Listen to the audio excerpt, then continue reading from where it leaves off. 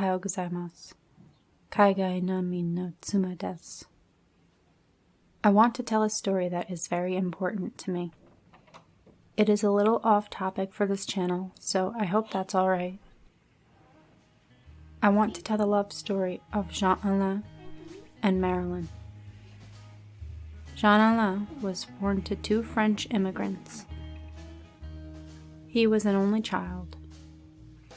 His parents made a point of making him only speak English. However, from ages 2 to 5, he lived in France. There, he picked up French and was fluent throughout his life. Because he was an only child, he became very close with his French cousins, who became like siblings to him. Marilyn was born into an Italian family. Her mother was born in the US, but only lived in Italy for part of her life, and her father was an Italian immigrant. No, the Easter Bunny came. Come on. She was the last of 5 children, with 1 older brother and 3 older sisters. Though both of her parents spoke Italian, they only used English in their home, believing that it was their job to make their children as American as possible. They had a small home that they shared with Marilyn's aunt and uncle and cousins. It was so small that the children of each family shared a single room, and they would take turns sleeping in the one bed they shared.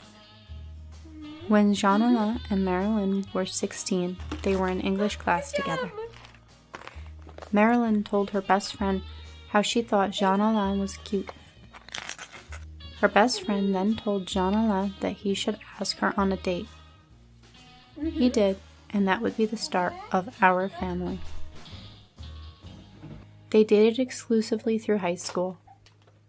They both graduated in the spring of 1949. After graduating, they both found jobs. Jean-Alain would get a job working with electronics. Marilyn got a job at a retail store. Are you making a joke? No, because it's so toasty. Bread is delicious. Is Yeah. that better? Yeah. At this time, the Civil War in Korea was being fought. Many young Americans were enlisting to serve. Jean-Alain loved his country and dreamed of serving in the Navy. He told Marilyn this, and she respected and admired his choice. At this point, they knew they wanted to get married. They decided to wait for marriage until he returned safely home. Jean-Alain went to sign up for the Navy. He went to the enlistment office with his friend. As they waited in line to do a vision test, Jean-Alain noticed an issue. They were checking for color blindness. All right. He was incredibly colorblind. Without panicking, he watched the young men in front of him read off the correct numbers and letters, memorizing them, and then recited them when it was his turn. No one suspected a thing, and he successfully passed the test. He did his basic training in Maryland. Then, he left for a naval base in San Diego. Because of his background in electronics, he worked as a naval air technician. He serviced the electrical equipment aboard the ship. He then sailed for Hawaii and eventually made his way to the place he would spend most of his deployment, Yokosuka, Japan. He spent most of his time aboard the ship, from what he told me. He never was a very adventurous eater, so when I asked him if he ate Japanese food, he told me he hardly ever did. He mostly stuck to the American base. He traveled to both Okinawa and Hong Kong at some point, but I don't know how much time he spent there. I don't think he ever traveled to Korea except being offshore. His ship was in charge of bringing supplies. Jean-Alain's proudest accomplishment in the military was that he never had to fight anyone. He was an incredibly peaceful man and cherished all life. He would tell me how happy he was that he never hurt anyone. 息子が寝ちゃってるので車の近くで待ちます。 He's sleeping, right? I'm the watch. While Jean-Alain served, Marilyn continued her career in retail, where she would learn how to use a typewriter and how to do accounting work. This would help establish her career path, as she would spend most of her career as a bookkeeper. She waited patiently for her love to come back to her. While away, they would write each other many letters. Jean-Alain sent many postcards and pictures when he could. He also bought many souvenirs for Marilyn. He finished his service in July of 1955. They got married in September of the same year, just 2 months after his return. Jean-Alain was able to attend school for free because of his time in service. He pursued an engineering degree. A little over a year after their first anniversary, they welcomed their first child, a baby girl. She was born a week before Christmas, and my grandfather liked to tell me the story of how they came home from the hospital and they put her under the tree. He said that was the happiest he'd ever been. A little over a year after that, they welcomed their second child, a son. During this time, Jean-Alain worked and went to school at night. Marilyn stayed home with the children. Marilyn had always dreamed of having a big family. Having 4 siblings and multiple cousins around growing up, she loved a busy house. She dreamed of having that in her own home as well. She wouldn't get that. You got it. You got it. They tried for more children, but Marilyn suffered a few miscarriages. 5 years after her first child was born, she successfully carried a third child to term. However, she started experiencing pain a few weeks before the baby was due. They called the doctor's office.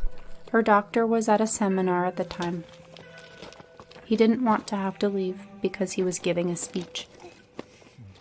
So they asked her to wait. The pain continued to get worse. By the time the doctor returned and called her, her pain was so bad that he advised her to go to the hospital. When she got there, the baby was in fetal distress. At the time, they didn't know what was wrong. They gave her the choice of prioritizing herself or her child. This choice would haunt her until the day she died. She thought of her 2 children and husband. She knew they needed her. So, she made the choice no mother should ever have to make. She chose herself. They were able to save Marilyn, but the diagnosis was placental abruption. Because of the damage the toxins did, she needed to have a hysterectomy performed. Their baby only lived a few hours. Marilyn didn't talk much about it. At that time, it was uncommon for people to discuss child loss. She always made a point to talk about her third child, though. That is why I'm telling you this part of their story. She never wanted her baby to be forgotten.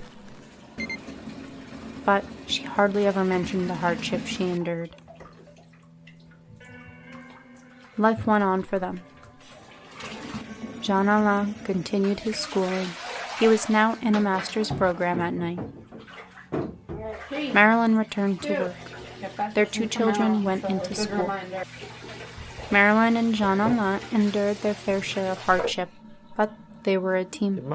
They worked together for their family and for each other. This was how their lives would continue.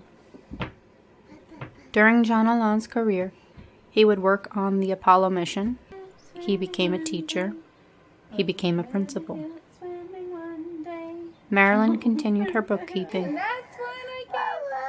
She only worked as long as the children were in school. When they came home, so did she. Both of their children went off to college, and both got master's degrees. Both children would go on to get married and start their own families. Jean-Alain and Marilyn had 4 grandchildren. They loved those children more than anything, and those grandchildren loved them back just as much. Oh boy. After finishing their careers, they enjoyed traveling frequently. Mostly, they traveled in the U.S. However, they still loved to go back to France to visit Jean-Alain's relatives. And they grew old. After a full life, filled with family and fun, Jean-Alain was diagnosed with dementia when he was 85.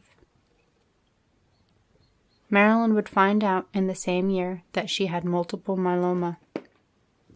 They stayed as active as they could, and they lived independently. When one partner could no longer do one thing, the other partner would do it instead. It was truly touching to see 2 people who had been married for over 65 years take such good care of one another. They never complained. They did what needed to be done. In the last years of their lives, they were both in and out of the hospital. Jean-Alain would forget sometimes where his wife was. He would complain to us that he wanted to see her. He would tell us how much he missed her. Sometimes, he'd think she had already passed and panic. In April, Marilyn had to be hospitalized. Jean-Alain spent Easter without her that year, but he was surrounded by his family. He kept forgetting where his wife was. After about 2 weeks of her being gone, he started panicking. Another week would go by, and he'd have a bad fall and need to go to the hospital himself. He wasn't strong enough for that fall. He passed after about 2 days in the hospital. He was 89. Telling Marilyn was one of the hardest things her daughter would ever have to do. Marilyn fell into a deep depression. However, she was determined to keep herself going. She had her first great-grandchild on the way, and she was going to meet him. So, she met that baby. On her last day, she held him and told her she loved him. She also told me how much she missed her husband. She said she wanted to be with him. That night, Marilyn died at 89. She was with her daughter and her granddaughter. She passed in her bed in her sleep. Though their passing was so hard on those that knew them, everyone talked about how much they loved one another. They couldn't stand to be apart, so they left this world as close together as they could.